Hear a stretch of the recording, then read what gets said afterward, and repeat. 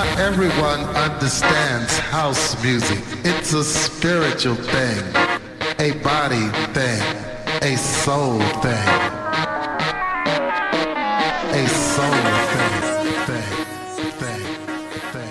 Hi, thanks for joining me on the Everything and Anything and a Bit Gay podcast. My guest today is Daphne Wright, who is an author, and Daphne and I met on a podcast matchmaking site, I would call it. And I think I read through her biography, and I think she's got a pretty interesting background, especially one of her books she wrote. Welcome to the podcast, Daphne. So, Daphne, you have a book, and the name of the book is called On Love and Death and Belonging. And you have three characters in this book. And one of the people that are in the book, his name is Bryce.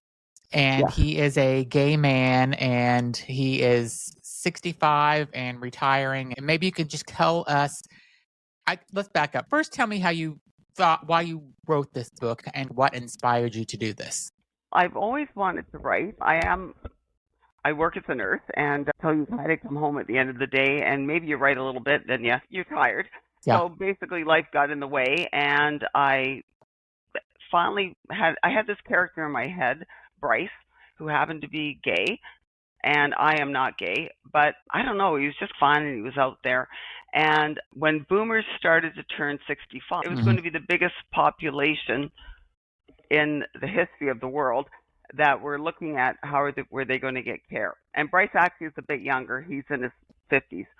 But that's another story too. So it's basically, how is he going to get care, because he's been diagnosed with a terminal illness, ALS or Lou Gehrig's disease. And unfortunately nowadays, I think it holds true for the US, I am in Canada, that if you need like intensive care, unless you are rich or have unbelievable support, people are looking at going into long-term care to get the care that they need. Yeah, and it's not always, and in the US, if you have to go into one of these facilities for long-term care, it's not a 5-star experience at all. It's actually not a great experience from what I've seen. For a lot of them, unless, of course, you have money. Yeah, unless you have money or you've had this insurance to pay for this whenever you get older, but you've had to pay into it for 20 years or so. Yeah. Yeah. And even then, it's not guaranteed. Yeah, exactly. Yeah.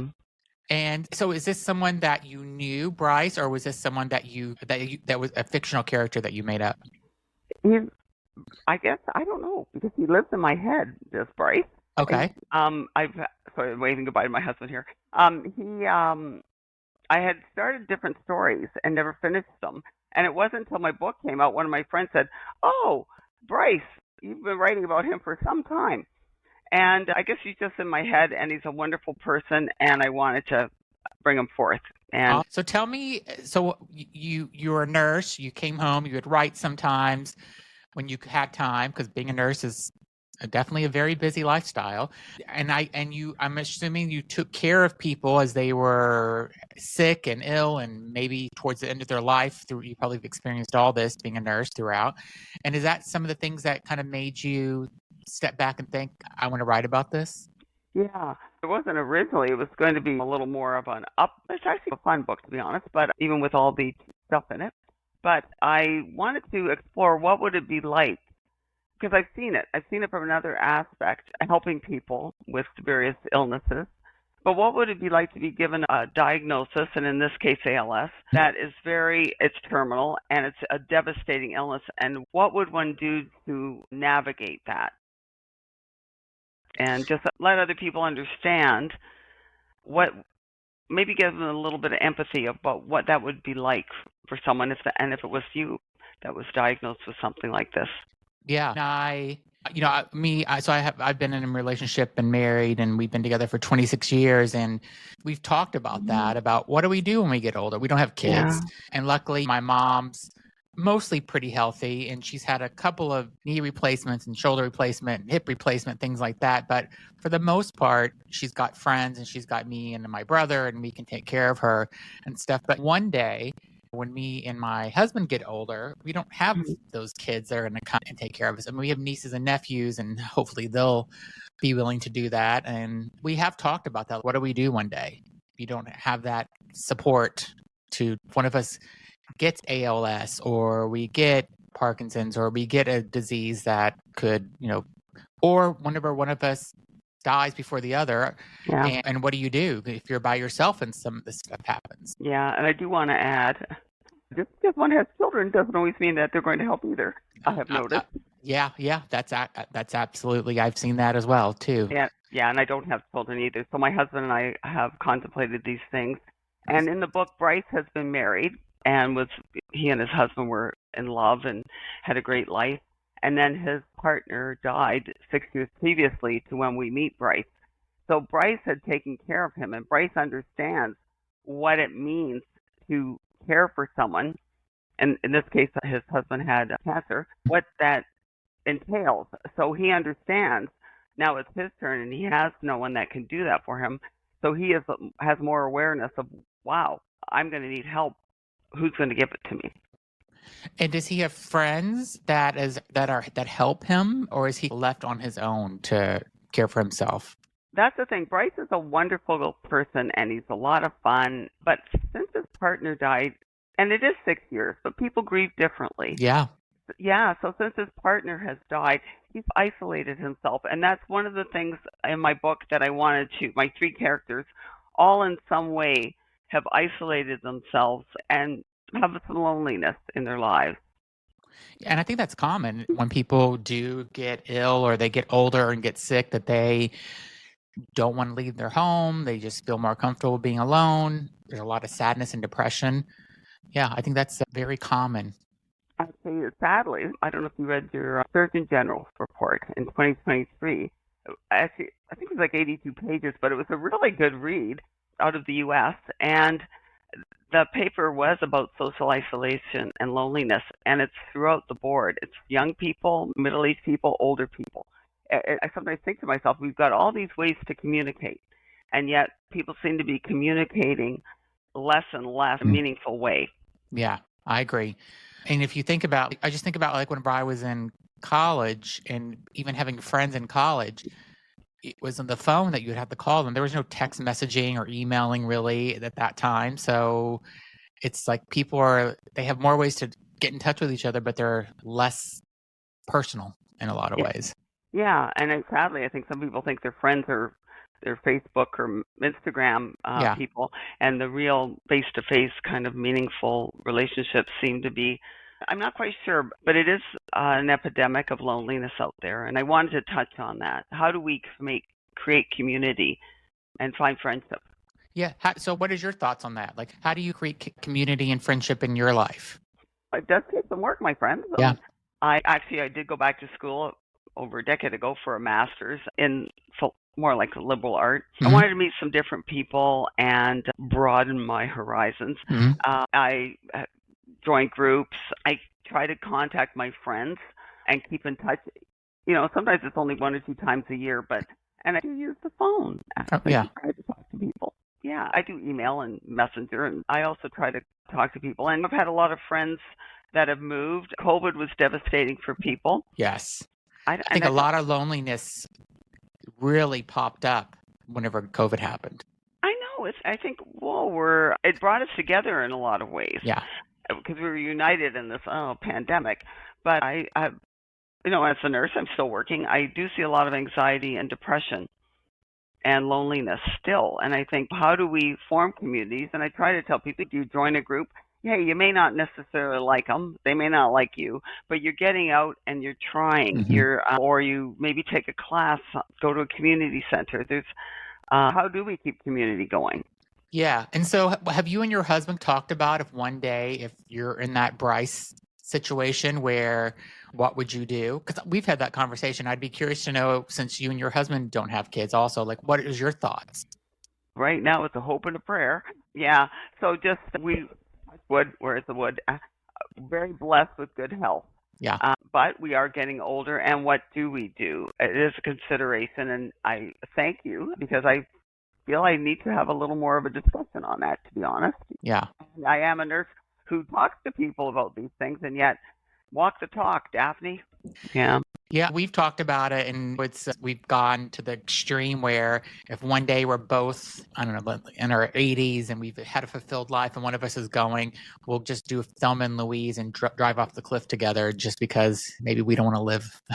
We'll see how it goes. But that's exactly also what's in my book as well, because Bryce does look at medical assistance in dying.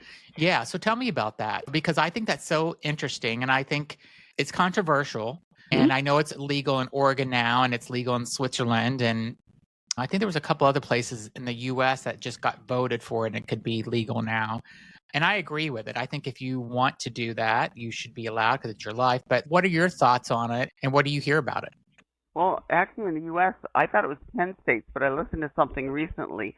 11 of your states allowed, we call it medical assistance in dying up here. I think down there it's assisted suicide. Yeah.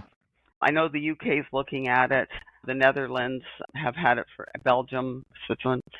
We have medical assistance in living. And that seems to be the end goal, is living. Yeah. And I'm not saying that is not the goal we all want. But sometimes as a nurse, I have seen people and you think to yourself, is this really what you wanted? Because I think sometimes we think the outcome's going to be, everything's going to be marvelous. Yeah. And it's not always. In a lot of cases, you're thinking to yourself as a nurse, what is it I'm doing here? Is this helping anybody really? So yeah, I do think there are some things that in life we may not want to continue on with. And yet our medical system has put into place things that you can keep going and keep going. And death is a part of life. The big joke I have is they did a longitudinal study in Canada. It's the longest they've ever done. And at the end of it, they just came up with the fact that 100% of people will die eventually. I do agree with it. I know there are some issues up here in Canada. It's on hold, like some of the advancements that they wanted to do. It's on hold right now, I think until 2027. But yes, I do think it's a great option for people. As a nurse, has anybody ever asked you for help and whenever they wanted to stop living because they've just been so miserable? No, actually, and I've done a lot of different kinds of nursing. I've done critical care. Now, sometimes those people can't talk to you. Yeah. And I've done palliative care. And I guess, too, that's another issue. If people can get palliative care and good palliative care, would they then consider medical assistance in dying or not? So they're looking at those aspects, too, up here. Are people choosing it just because there's no other option? And you don't want that ever to be the case. Mm-hmm. But no, I have not been faced with that, and because it wasn't legal at the time. And I'm not a practitioner. Yeah. I would not be able to do that. I might help, like now I can help them get to the avenues of how do you access it. But no, I'm not involved in it. Yeah. And tell me about the other two characters in your book. We have Fiona, and she is a burned out nurse who still needs to work. Life hasn't gone the way she thought it was going to go. Okay. I think sometimes you think, oh, I'm going to get to whatever stage and life's going to be rosy. It hasn't. And she's isolated herself too. Life hasn't gone the way she wanted. She still has to work.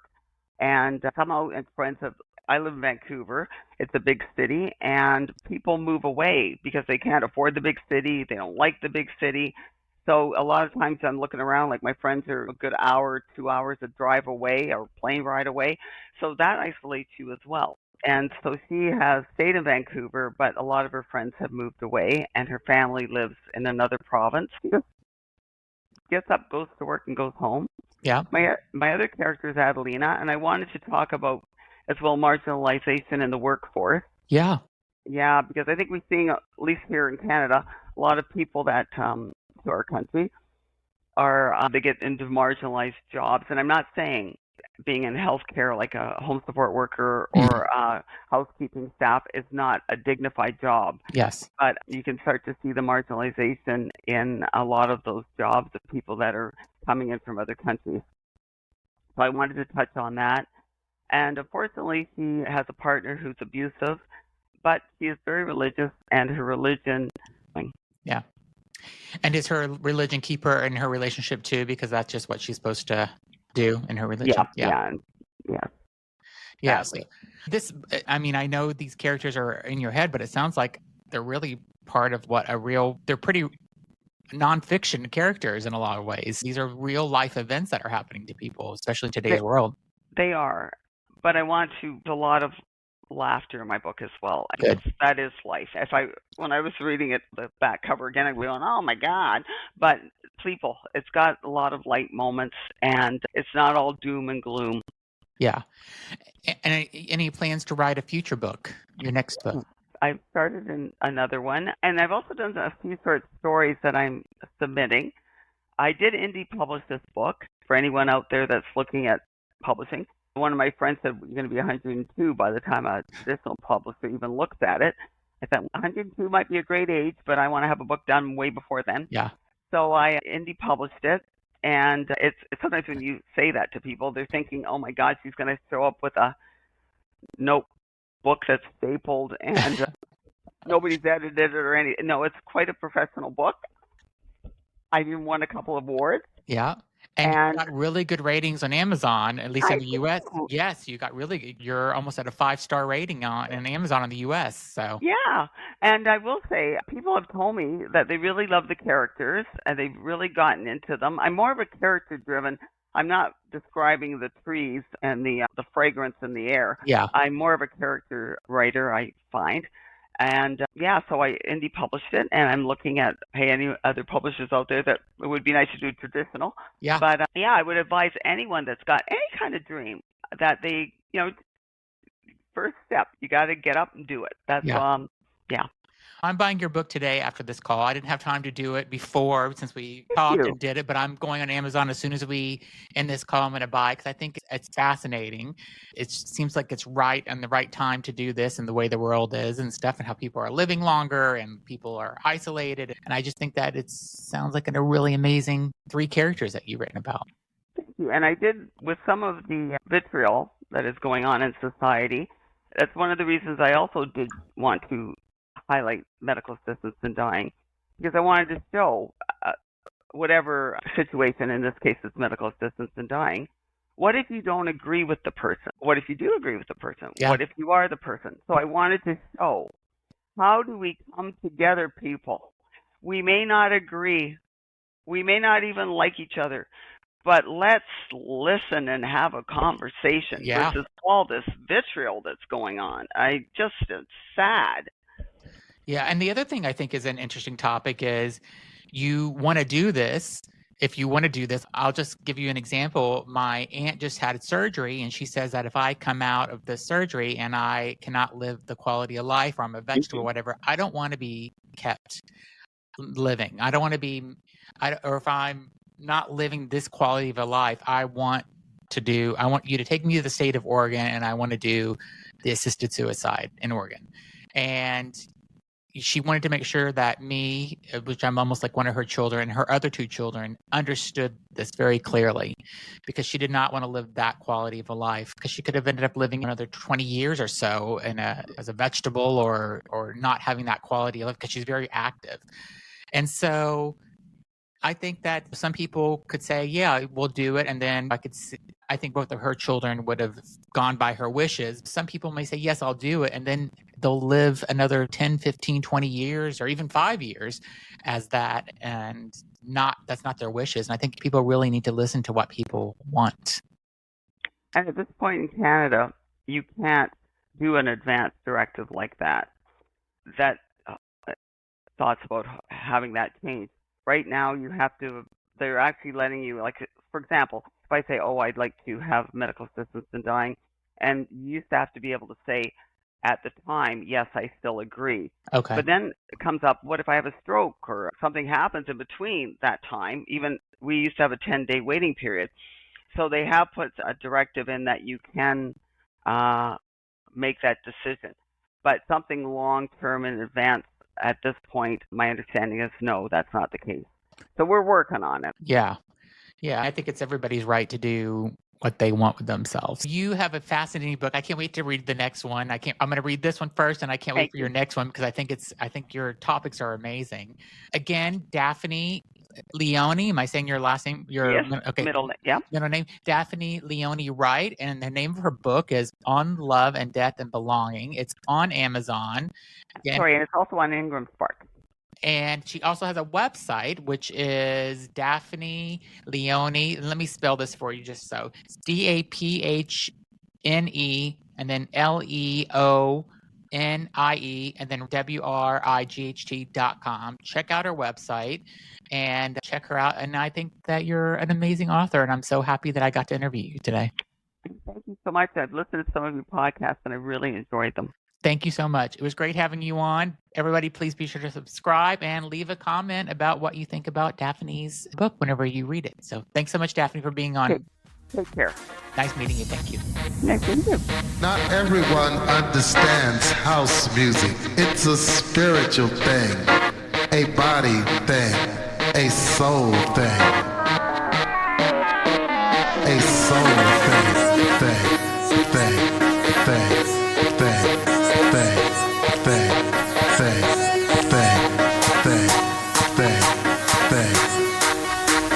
Not everyone understands house music. Let's go.